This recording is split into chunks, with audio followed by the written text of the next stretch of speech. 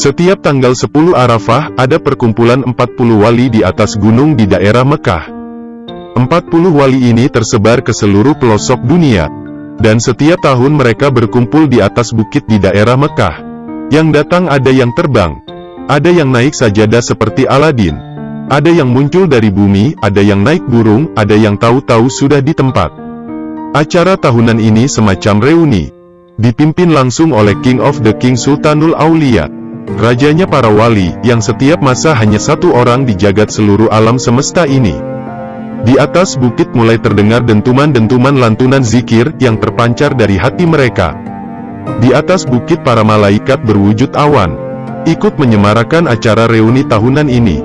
Dengan hembusan angin yang sepoi-sepoi berlantunkan takbir, tahmid dan tahlil. Tampak di kejauhan di bawah bukit, ada orang yang tidak terlalu tua. Tampak tertatih-tatih dan sangat kesulitan mencoba menaiki bukit. Berbeda dengan wali-wali yang datang sebelumnya. Seorang tua ini tampak sangat kesulitan menaiki bukit dengan tongkatnya. Dia berusaha melewati bebatuan yang terjal dan berliku. Kadang dia berhenti sebentar untuk mengatur pernafasannya lalu melanjutkan menaiki bukit lagi. Setelah sampai di puncak, tampak jelaslah orang ini, gemuruh nafasnya masih tampak tersengal-sengal kelelahan. Pakaiannya biasa, jubah putih yang kecoklatan, terlihat agak kotor. Walaupun kelelahan, wajahnya selalu tersenyum. Dari wajahnya bisa dikatakan, orang ini tidak gampang meremehkan orang lain, tawadu dan sopan. Para wali menghentikan aktivitasnya. Setelah melihat kedatangan orang tua ini, suasana tiba-tiba hening. Satu persatu para wali menyalami orang ini dengan penuh hormat dan takzim. Ahlan wa sahlan ya Habibullah, ya Sultanul Aulia, ucap mereka. Ternyata orang yang tampak biasa sekali ini adalah rajanya para wali, keramatnya dan kesaktiannya seakan tidak ada sama sekali. Tolong panggilkan Paidi. Are Indonesia itu suruh ke sini, ucap sang Sultanul Aulia kepada para wali di sela-sela kerumunan para wali. Muncullah seorang pemuda dengan jas layaknya tentara dan peci hitam yang agak tinggi. Dari wajahnya terlihat kalau Paidi ini pemuda yang kocak.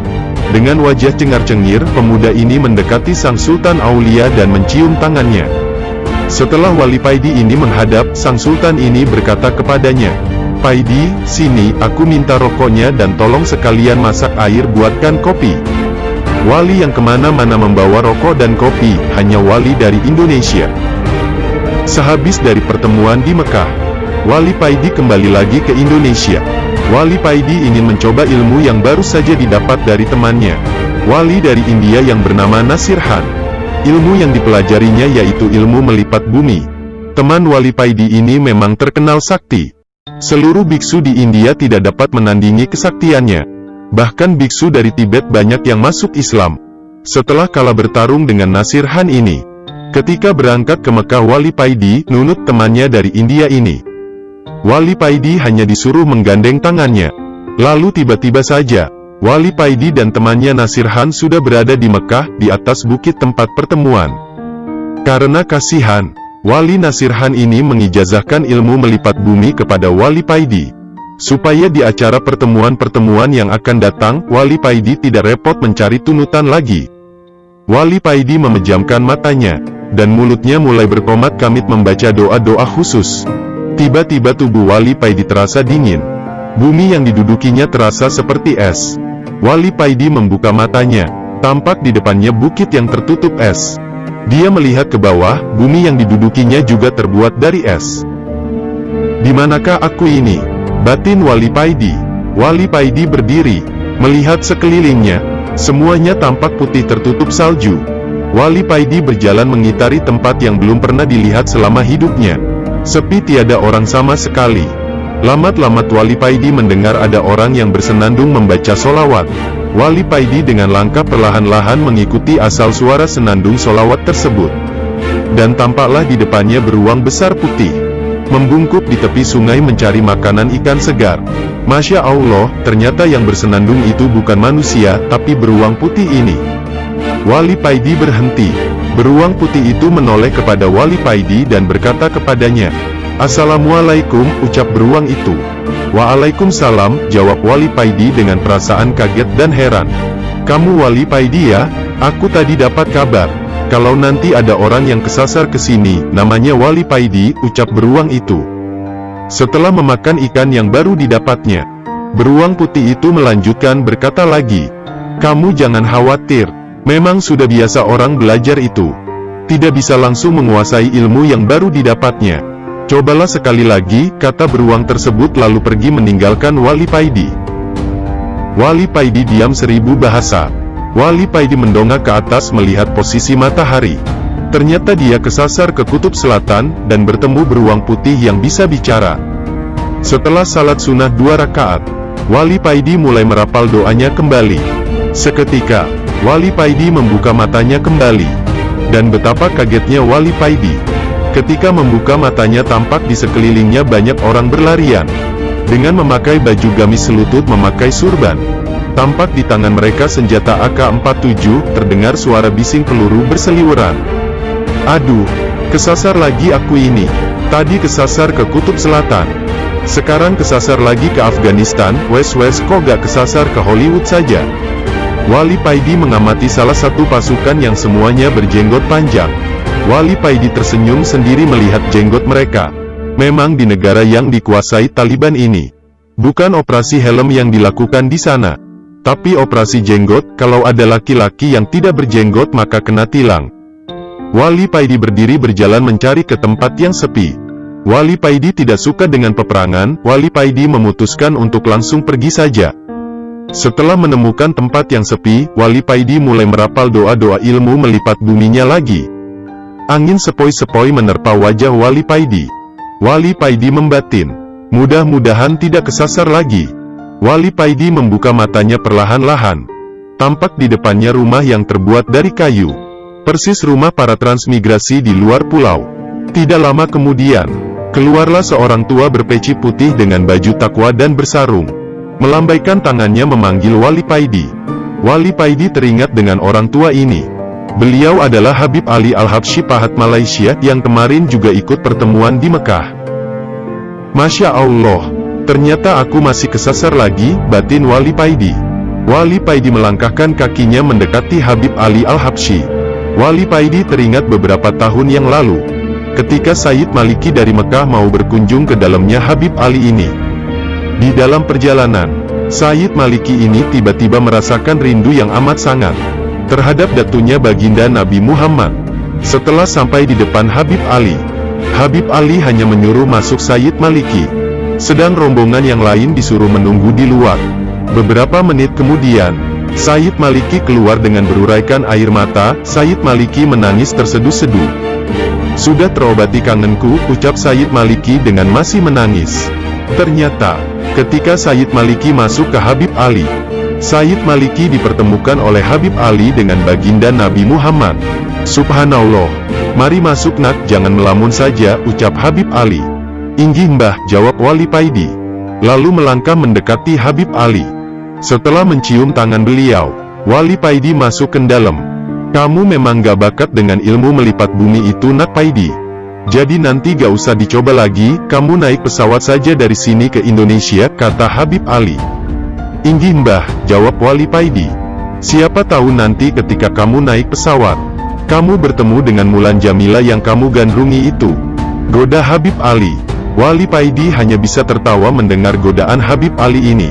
Setelah makan bersama, Wali Paidi pamit pulang. Habib Ali menepuk-nepuk pundak Wali Paidi mengantarkannya keluar dari dalam. "Ingat perintah Sang Sultan nak Paidi. Setelah sampai ke rumah, segeralah ke Gunung Arjuna untuk halwat di sana." "Inggih mbah," jawab Wali Paidi.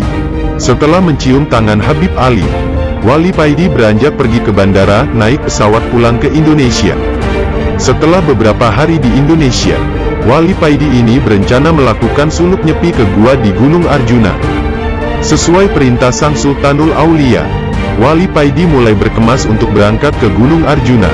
Berpres-pres rokok sudah disiapkan. Mulai Ji Samsu, gudang garam dan jarum, sudah lengkap, tidak ketinggalan kopi satu black juga di bawahnya. Setelah sampai di kaki Gunung Arjuna, Wali Paidi mulai mendaki mencari gua yang dimaksud oleh Sang Sultanul Aulia. Pada hari yang ketujuh sejak pendakian Wali Paidi, akhirnya menemukan gua tersebut. Gua itu mulutnya kecil tertutup ilalang tapi dalamnya luas. Di pojok kiri ada sumber mata air, dan di pojok kanan ada batu yang menyerupai meja, yang kemungkinan oleh yang punya gua ini dulu dipakai untuk sholat. Wali Paidi menaruh barang bawaannya di sebelah batu yang mirip meja tersebut, dan pergi menuju ke mata air untuk mandi dan berwudu. Ketika mandi, hati Wali Paidi ini dengan sendirinya berzikir dengan cepat dan otomatis. Pengetahuan ruhani Wali Paidi semakin bertambah. Hatinya berbunga-bunga tanpa dapat ia cegah. Nur basirahnya semakin terang benderang. Setelah berwudu, Wali Paidi ini melakukan salat di atas batu yang mirip meja itu. Beratus-ratus rakaat tanpa terasa telah berlalu, dan Wali Paidi baru sadar ketika terdengar ayam berkokok.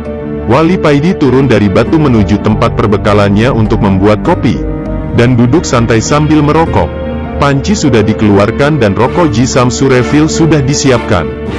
Tapi alangkah kagetnya Wali Paidi ini, ketika mencari korek tidak ada. Ia keluarkan semua isi tasnya, tapi tetap saja korek tidak ditemukan. Waduh ciloko iki, Wali Paidi bergumam sendiri. Dia melihat kopi satu black yang aromanya begitu harum, dan berpres-pres rokok berbagai merek tergeletak di samping kopi. Wes muspro KB iki, kok bisa koreknya gak ke bawah? Kata Wali Paidi mulai kesal. 1-2 hari dilalui Wali Paidi ini tanpa kopi dan rokok, dan pada hari yang ketiga, Wali Paidi mulai tidak tahan. Hatinya semeblak ketika melihat kopi dan rokok yang terkulai tak berguna. Wali Paidi mulai membaca hizib. Semua hizib ia kerahkan dan setelah membaca asyifat 3 kali, Wali Paidi ini mengusapkan telapak tangannya pada matanya dan seketika, seluruh alam jin dan makhluk halus lainnya tampak sangat jelas. Terlihat Wali Paidi segerombolan jin di luar gua sebelah kiri. Kira-kira 10 meter dari mulut gua, Wali Paidi mendatangi bangsa jin yang terdekat dengan gua tersebut. Gerombolan jin yang melihat Wali Paidi datang, tampak ketakutan. Ada yang punya korek api? Tanya Wali Paidi kepada bangsa jin. Kami gak punya, jawab mereka. Wali Paidi langsung mengobrak-abrik tempat para jin tersebut. Para jin lari tunggang langgang dan banyak sekali yang terluka. Selanjutnya setiap tempat yang ada jinnya didatangi oleh Wali Paidi ini. Dan kalau ditanya, jawabannya tidak punya korek api, maka Wali Paidi ini langsung mengobrak-abrik tempat tersebut. Gemparlah seluruh bangsa jin di Gunung Arjuna melihat sepak terjang Wali Paidi ini. Seluruh desa dan kota dari kerajaan jin di Gunung Arjuna ini telah diobrak-abrik oleh Wali Paidi. Nama Wali Paidi menjadi terkenal dan menjadi momok yang menakutkan di kalangan bangsa jin. Dan akhirnya tibalah Wali Paidi ini di pusat kerajaan bangsa jin. Ketika sampai di gerbang kerajaan, Wali Paidi disambut oleh 2 prajurit yang memang oleh raja. Mereka diperintahkan untuk menyambut Wali Paidi dan mengantarkan kepadanya. Tampak wajah-wajah yang ketakutan di wajah prajurit jin ini melihat Wali Paidi. Dengan suara tergagap-gagap, prajurit ini mempersilahkan kepada Wali Paidi untuk masuk istana dan menemui raja mereka. Dalam istana, Raja Jin yang bernama Ismoyo ini sudah menunggu kedatangan Wali Paidi. Setelah Wali Paidi masuk istana, Raja Ismoyo ini langsung turun dari singgasananya menyambut langsung Wali Paidi, dan mempersilahkan Wali Paidi untuk duduk di sampingnya. Dengan agak takut Raja Ismoyo ini bertanya, "Hamba dengar Tuan Wali telah membuat geger kerajaan hamba. Tuan telah mengobrak-abrik seluruh wilayah kerajaan tanpa ada yang sanggup melawan Tuan. Apakah gerangan yang Tuan cari, sehingga Tuan murka begini? Mungkin hamba bisa membantu." Wali Paidi menjawab, "Aku mencari korek, apakah Anda punya?" Seluruh prajurit tegang menunggu jawaban raja mereka. Senjata pedang dan tombak sudah mereka pegang dengan erat bersiap kalau ada hal-hal yang tidak diinginkan.